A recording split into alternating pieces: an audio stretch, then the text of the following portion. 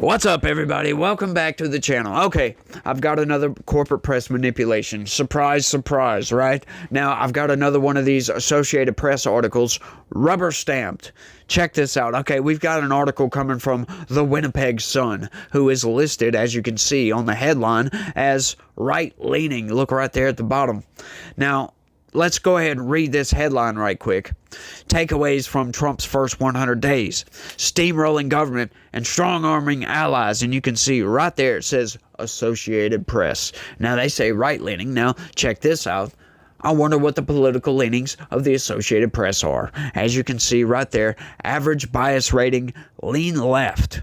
That's right. So once again, this is an oversight, if you will, of Ground News, which is where this is coming from, who is an aggregator of news, meant to give you the tools to arm yourself with the knowledge of the news that you read. You know the political leanings of whatever news publication that you're reading, right? And when they rubber stamp Associated Press articles like this, it skews that, especially when it's supposedly right-leaning publications giving out left-wing news. To me, that's just nonsense. And this is a major oversight in our news. But once again, folks, this is what I'm here for. I am not just a guy that reads news, right? I show you the manipulations. Let's get into this right quick, though.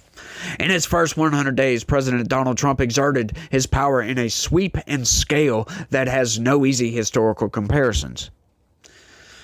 That's an opinion statement, by the way. This is not news. His actions target the architecture of the New Deal and the Great Society, but they hardly stop there. He is also rewriting the Reagan Republican orthodoxy of free trade and strong international alliances.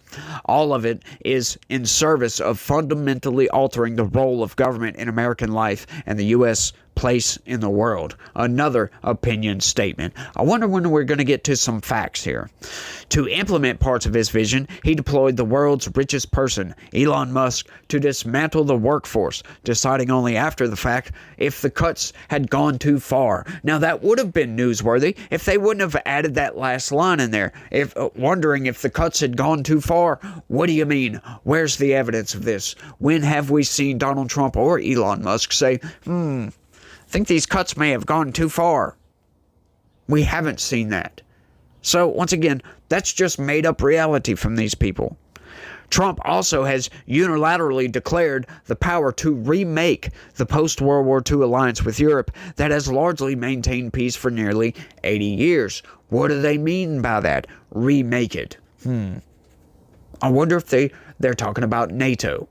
What has he done to NATO to remake that alliance? I'm waiting for some sort of answer that I'm not going to get because nobody can say anything. Because if you're just talking about rhetorical, yeah, he's had some rhetoric. But what actions has he taken? Right? This is supposed to be news, but so far it's been nothing but fluff and opinion. The Republican president has made extraordinary emergency declarations. Oh, there's some news. To rewrite the rules of global trade, setting off panic in markets and capitals around the world. And he has ordered the removal of migrants to a prison in El Salvador without judicial review. Now, with that last little line, you gotta love that, because that is, once again, that's made up reality. They're just making it up as they go. That is to make you think that there is some sort of judicial review. Now, if you want to call an immigration judge asking a criminal alien, hey, are you a criminal alien? Are you an American citizen, essentially? As a judicial review, then that's a lie. Yeah, no, that's what happens. There is no judicial review. They get interviewed by a CIS agent. Hey, can you prove you're an American citizen? If they can't, then they get deported. That's it. There is no arraignment date. There is no trial date. You don't get a lawyer and you don't go in front of a jury of your peers or whatever, or a judge, whatever it may be. You don't get any of that, right? You get booted from the country. Think about that for a second. You come into the country illegally. Do you think that we're going to have some sort of process that's going to take months and months and months to go through just to get rid of you? No, I'm sorry. Under expedited removal, if we know you're in the country illegally, you get picked up, you get put in a facility, and then you get deported post haste. That's it. Unless you have some sort of asylum claim. Now, if you have an asylum claim, then there's a judicial review to validate or invalidate your asylum claim. And if you have an asylum claim that's valid, then you get to stay in the country. And you can work toward a visa, green card, whatever it may be. Work towards citizenship, however that process works out. But, you know, it's something with that Kilmar Abrego Garcia nonsense where they're saying, oh, he didn't have his due process. As a matter of fact, he did. He absolutely had his due process. But they're lying about all this, folks. All right, let's get into the first section, economy. Trump has tried to bend the U.S. economy to his will. Opinion statement. But one force is unbowed, the financial markets. The president says his tariffs will eventually be beautiful. So far it's been which is obviously a typo. It should have been, so far it's been a difficult 3 months with consumer confidence plummeting, stock markets convulsing, and investors losing confidence in the credibility of Trump's policies. More opinion from the Associated Press or the Winnipeg Sun, however you want to view it. It's really the Associated Press. He has imposed hundreds of billions of dollars in tariffs, including on America's two largest trading partners, Mexico and Canada. But what they didn't tell you is that those tariffs were retaliatory. What does that mean? That means we had tariffs imposed on us, and we did not impose tariffs on them. And Donald Trump said that is unfair. We are going to impose tariffs until you get rid of your tariffs. That is it. It was that plus do something about the border because you're doing nothing. It's a negotiating tactic, folks. Chinese goods are also getting taxed at a combined 145%. True. There we go. There's a bit of news that's unbiased. That's probably the only bit.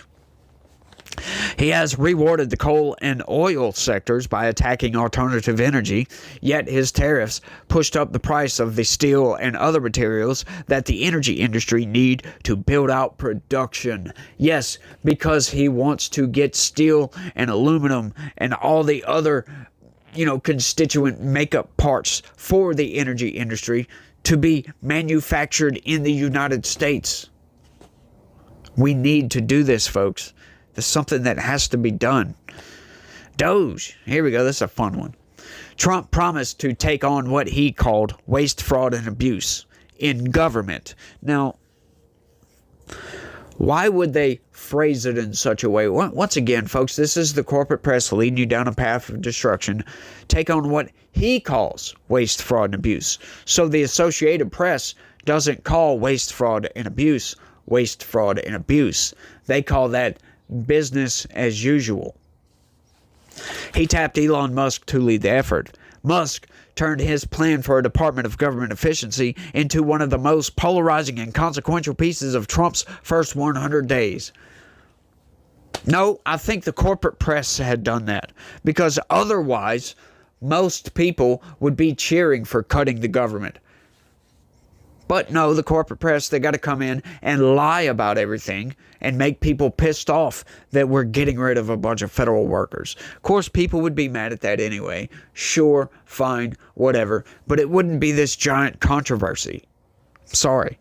It's the corporate press that are leaving out key details of what Doge is doing by saying, oh, but they're not transparent. Blah, blah, blah, blah, blah. It's all nonsense, folks. The billionaire entrepreneur approached the task with a tech mogul ethos. Break things, then see what you want to fix. Yes, what is wrong with that? Right? Like, it has worked in the tech industry, hasn't it? Why can't that work with government? Well, for one, you got the corporate press on the side of the government over here, which should be the other way around. Or I should say, the corporate press should hold the government to account the other way around. That's what I meant by that. But instead, they get on the side of the government and try to say, oh, Elon Musk, oh, they're going to take your data. They're just running fluff piece after fluff piece. Oh, they're going after your data. What does that even mean, folks? Seriously. Like, who cares? The government already has our data. So you're telling me that another government entity has my data as well? But they're trying to make a big deal out of it. Sure, go ahead, but people don't care at all. Firings were widespread and indiscriminate. Programs were eliminated with limited analysis. Yes, because it doesn't take much analysis to see that, yeah, we don't need transgender studies programs all across the world. We don't need these, LGBTQ plays and operas and all this other nonsense all around the world. You don't need much analysis to figure that out, folks. They don't want left-wing ideologically driven nonsense to be spent with federal tax dollars. Doesn't take much analysis. You can look at the title of a program and pretty much gather that. It is unlikely that Musk will accomplish his grand-scale goals. Once again, folks, more opinion statements. His plans for slashing $1 trillion out of the budget were pared back to $150 billion. He's not done yet. It's just so funny, these people, and the narrative building that they're doing here, folks. Like, every single sentence is like some sort of, golden bricks down to this, whatever the hell they're trying to build. I don't even know what they're trying to get at here. Unless, like I always say, it's all Republicans are evil and Democrats are good. And I'm sorry, I can't stand these little small paragraphs because they want to put so many freaking ads in their articles that's all you get out of an entire screen's worth. Immigration. Crackdown on illegal immigration was the anthem of Trump's campaign, and it is the issue where he has the greatest support. Yes, as a matter of fact, he does. That is kind of a true statement. Hate to admit that the corporate press told the truth. 50 words out of thousands. It's kind of a bad record there. He has followed through by implementing some of the hardest line immigration policies in the nation's history, even as the promised mass deportations have yet to materialize. You gotta love this, folks. Criticize the guy for not having mass deportations instead of criticizing the people stopping the mass deportations. There you go. That's a good idea. Let's just do that. How about let's not put the cart before the horse? You ever thought about that, the corporate press?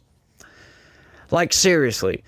Okay, so every time he's tried to start up mass deportations, you've had someone like the ACLU or any of these other NGOs, these unnamed, countless organizations, law offices in some cases, yeah, not just lawyers, entire law firms, suing the Trump administration to stop them from deporting mass amounts of criminal aliens.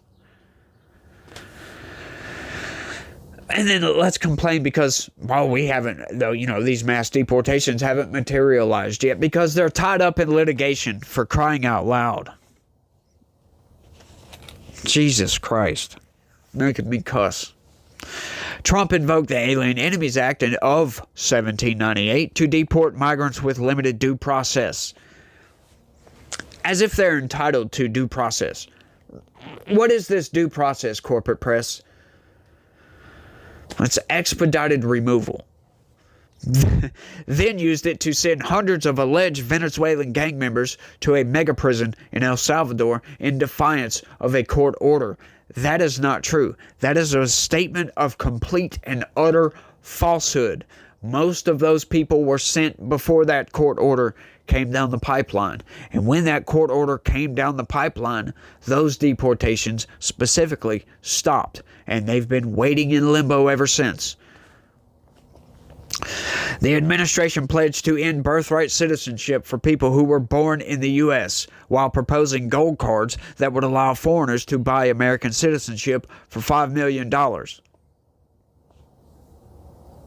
Yeah. Once again, they don't go into the particulars of ending birthright citizenship. They just, that really right there, that first part of that, that's a lie. Because he's not trying to end birthright citizenship. As a matter of fact, that might come as a shock to you. He's not trying to end birthright citizenship. He's trying to stop the manipulation of the 14th Amendment, for crying out loud. Because people are manipulating the wordage, because the founders did not think that we would have people come into this country undetected for the single purpose of having a baby to anchor themselves to become citizens of this country. They never thought that would ever be a thing. Why would somebody use a child as a political weapon? They didn't think that way, because that's just beyond the pale to them. But that is what has been happening, folks, on a wide scale, and Donald Trump is trying to stop that. He's not ending birthright citizenship. As a matter of fact, if his birthright citizenship plan were to go through, and you, being a foreign-born native, decide you want to come to the United States and become a citizen, and you get a green card and come into this country, and then while you're here, you have a baby under Donald Trump's birthright citizenship cataclysm, if you want to call it that, your child would be a U.S. citizen. Now you might think, well, that's birthright citizenship. Wouldn't that be ended under Donald Trump? No. As a matter of fact, it wouldn't. He's only ending the birthright citizenship for people that's not under our jurisdiction. As a matter of fact, if you enter into this country undetected, for crying out loud, we have no idea you're here, so you cannot be under our jurisdiction. That's who he's trying to end birthright citizenship for. People that are trying to game the system by manipulating the wordage of the Constitution. That's what Donald Trump is doing. He's not ending birthright citizenship. I'm tired of them lying about that. Read the executive order if you don't believe me. Illegal border crossings dropped precipitously. Yeah, they've almost gone away completely. They're almost non-existent. Retribution. Okay, so as you could probably tell, this one's just going to be completely opinion with zero fact, pretty much. Trump entered office pledging to bring retribution for his supporters. Wow. Yes, I know. That was just the tiniest little section, and I can't stand that, folks. He made good on that his first day and virtually every week since, taking aim at the prosecutors who investigated him and the law firms that employed them. He went after former officials who criticized him or correctly asserted that he had lost the 2020 presidential election to Democrat Joe Biden. And he targeted elite universities whose policies irked him. You know what his targeting of law firms were? Yeah, sure. He fired a bunch of DOJ employees because, a bunch of those people that went after him, knowing that they were they were weaponized. They were the weapons, if you will, of a weaponized government to go after innocent civilians. He went after a lot of those FBI agents that, as a matter of fact, arrested innocent people for January 6th, knowing these people were innocent, that they didn't violate any rules, they didn't breach the Capitol, they weren't trespassing, they didn't interrupt any proceedings, none of those things. And as a matter of fact, once the riot had been quelled and everybody went home, there are stories of people that walked up to the Capitol, doors wide open. These people walked into the Capitol, walked around for a few minutes, took some pictures, walked out of the Capitol, only to have the FBI show up to their house 6 months later and arrest them and put them in prison. And they have to defend themselves for going into the Capitol, walking around, taking some pictures, and walking out after the riot had been quelled and everybody had gone home. Yeah, those people need to be fired. Knowingly going after innocent civilians.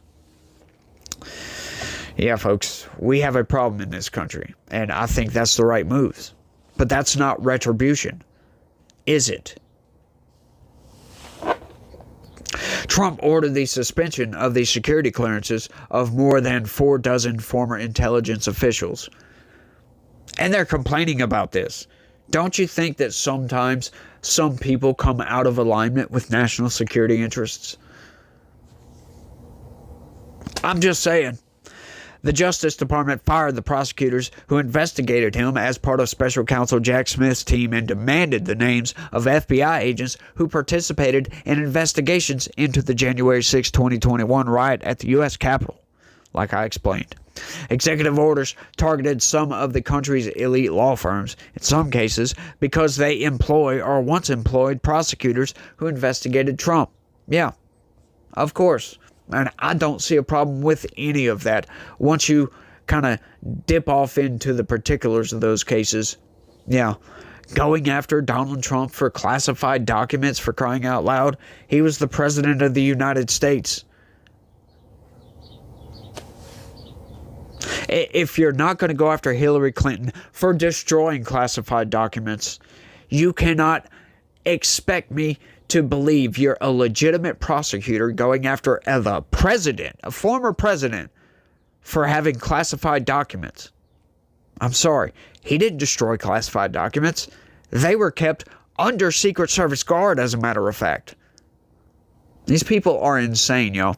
Courts, judges, and the rule of law. This one's going to be fun. Trump has consistently said he would follow an order from federal judges.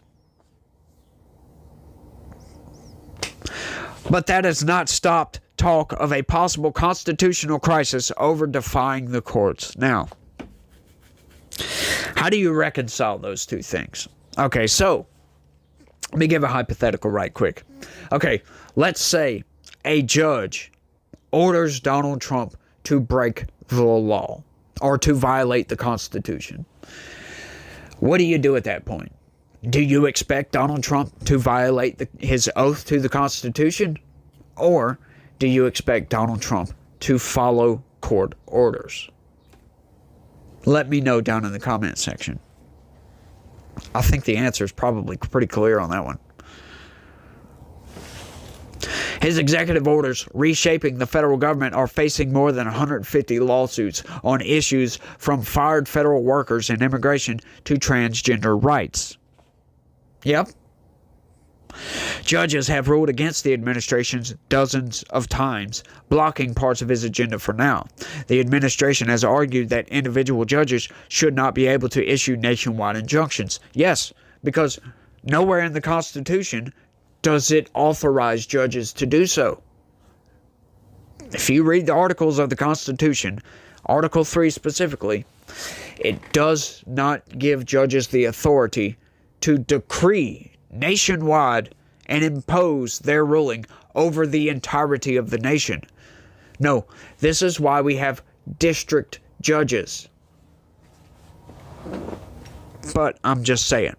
Now, once again, the argument could be made that the Supreme Court might have that authority. But that would have to be litigated by the Supreme Court itself.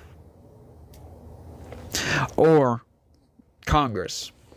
But once again, if that legislation gets sued, it would eventually make it to the Supreme Court, and they would be ruling on their own authorities, right? Whether to have authorities or to not have authorities, essentially.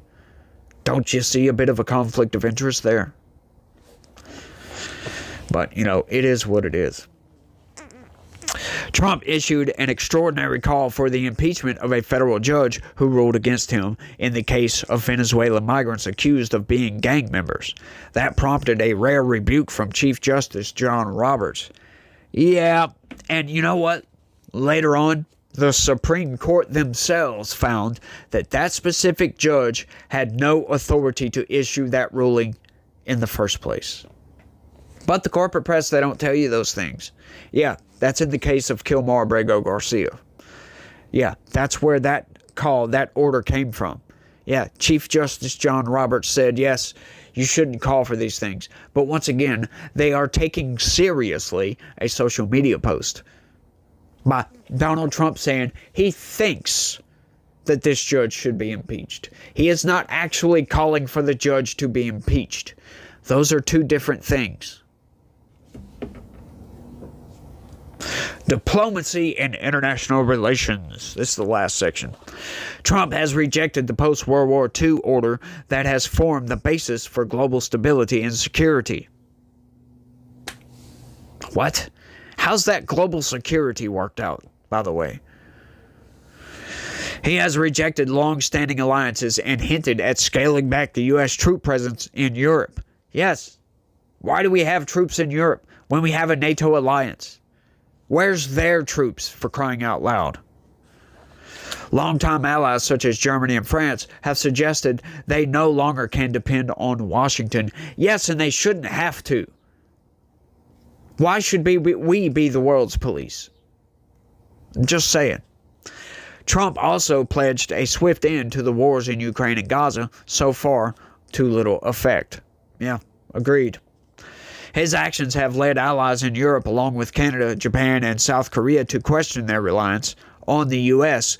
Yes, thank you. They should question their reliance on the U.S. and be self-reliant.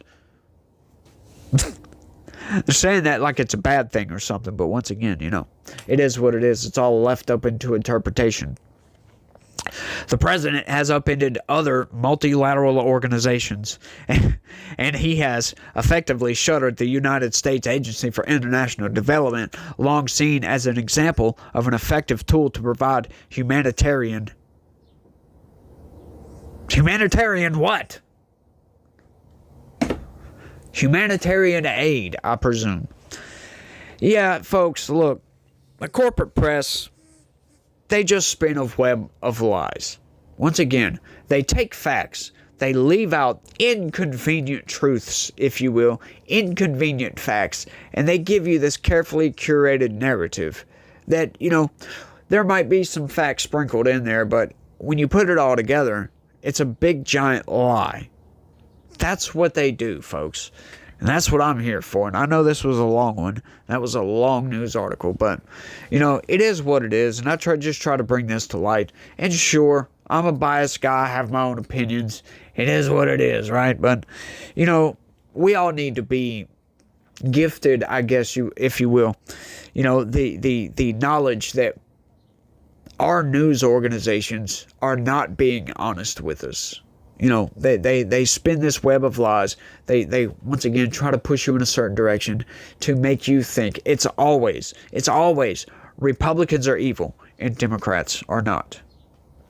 Democrats might not always be the good guys, right? But it's always Republicans evil, Democrats are not. And I just can't stand that. Why can't we have fair reporting? And this is why mainstream news, talking about like CNN and MSNBC, CBS. MSNBC's never really been even close to unbiased. They've always been partisan hacks, if you will. But, all these other places, ABC, CBS, NBC, and all those places, they all lean left. And they all push an agenda. And once again, they all always leave out certain facts that could possibly change your mind on certain issues. And that's a shame. Why can't we just have factual news these days? Why can't they give out all the context? That Donald Trump did say that there was good, very fine people on both sides, but he condemns the neo-Nazis totally. Why can't we get that? Instead, we get, there's going to be a bloodbath, folks, insinuating that Donald Trump is calling for violence. It's absurd. It's all absurd. But once again, if you can have these manipulations pointed out to you, that's a good thing in my opinion. And that's what I do. So y'all subscribe to this channel. Smash that like button. And do all that goodly good gop stuff, if you will. And I think that's all I got on this one. I want to thank everybody for watching. And y'all try to have a good day. And stay legitical. Peace.